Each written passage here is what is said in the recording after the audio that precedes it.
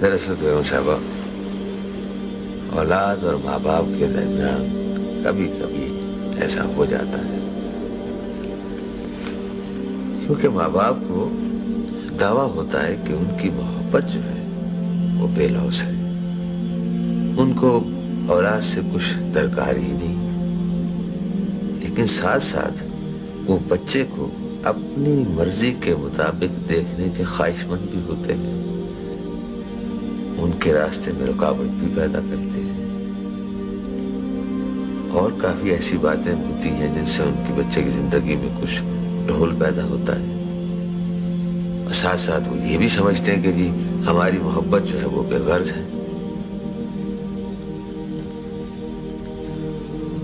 बच्चों के फायदे के लिए जी, उनकी बेहतरी के लिए,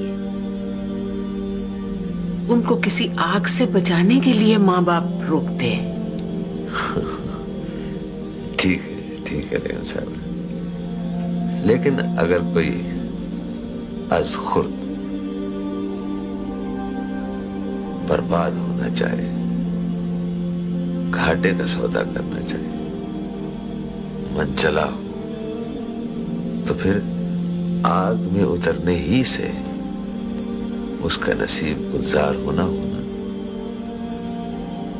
हर इंसान के अंदर इख्तियार तो है ना। कौन माँ बाप ये बर्दाश्त करेंगे? कौन होंगे ऐसे जिगरे वाले? दरअसल बेगम साहिबा, माँ बाप बच्चे को दुनिया बटोर कर नहीं दे सकते। अपने तजर्बात के संगरेजों से बच्चों के ख्वाबों का महल तामीर नहीं कर सकते।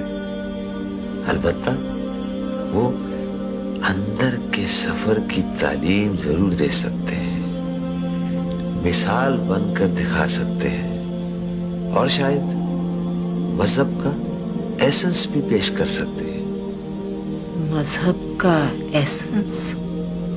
दुनिया का तजर्बा तो बेगम साहिबा हर जनरेशन के साथ बदलता रहता है। हर माहौल का इल्म हर जनरेशन के साथ मुख्तलिफ हो जाता है और नौजवान इसे बेहतर समझते हैं पिछली जनरेशन के बनिस्बत।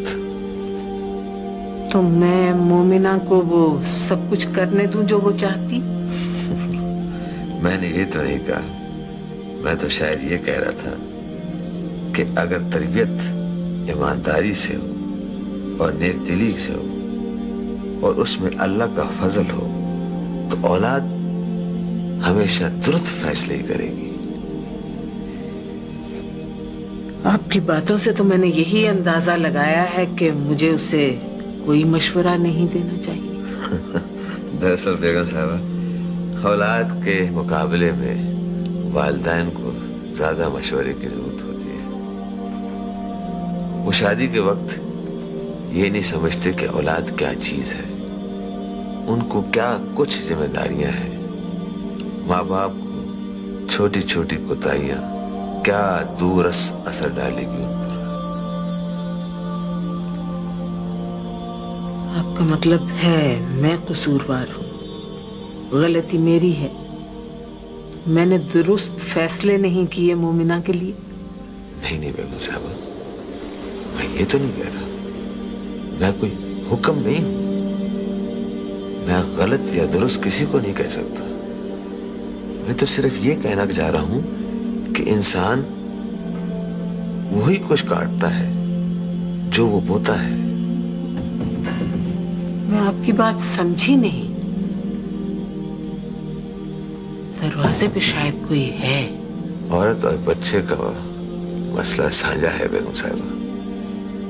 मर्द को काम काज होता है, जिंदगी संवारनी होती है, आगे बढ़ना होता है।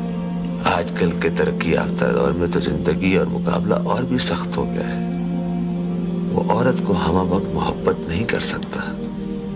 वक्फे के बाद अपनी फरागत के तहत, अपनी दिहाड़ी के तहत वो औरत की तरफ मुतवज्जो हो सकता है, लेकिन औरत सारा वक्त तवज्जो चाहती है, हर वक्त मोहब्बत चाहती है।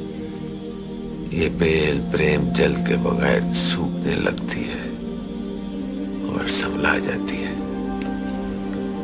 خود میرے ساتھ یہی ہوا جی، ساری زندگی۔ اور یہی حال بچے کا ہے جب ایک روح دنیا میں آتی ہے بیگم صاحب، جس کا نہ کوئی مذہب ہے، نہ بینک بیلنس ہے، نہ تعلیم ہے، نہ وہ کھا سکتا ہے، نہ وہ پی سکتا، جسے ہمہ وقت ماں کی محبت کی ضرورت ہوتی ہے، لیکن ماں اپنے تقاضوں بھری دنیا میں اور بھی کام ہوتے ہیں۔ لیکن جس بچے کو اولین 5 سال ملے اور خوب محبت ملی ہو، وہ از خود ماں کو چھوڑ کر اسکول چلا جاتا ہے اور دنیا کی بھیڑ میں شامل ہو جاتا ہے اور ہمیشہ روحانی توانائی محسوس کرتا ہے۔ لیکن جو ماں اپنے بچے کو یہ پہلے 5 سال نہیں دے سکتی، وہ بچے سے ہمیشہ محبت نہیں کر سکتی۔ وہ بھی مرد کی طرح اپنے محبوبہ سے بے وفائی کرتی ہے۔ عورت بھی کیا کرے جی؟ مثلاً میں کیا کرتی؟ کام چھوڑ دیتی۔ میرے شوہر ہمیشہ جاب لیس رہے۔ یہی مرد کا بھی یہی حال ہے بیگم صاحب، لیکن وہ کہہ نہیں سکتا۔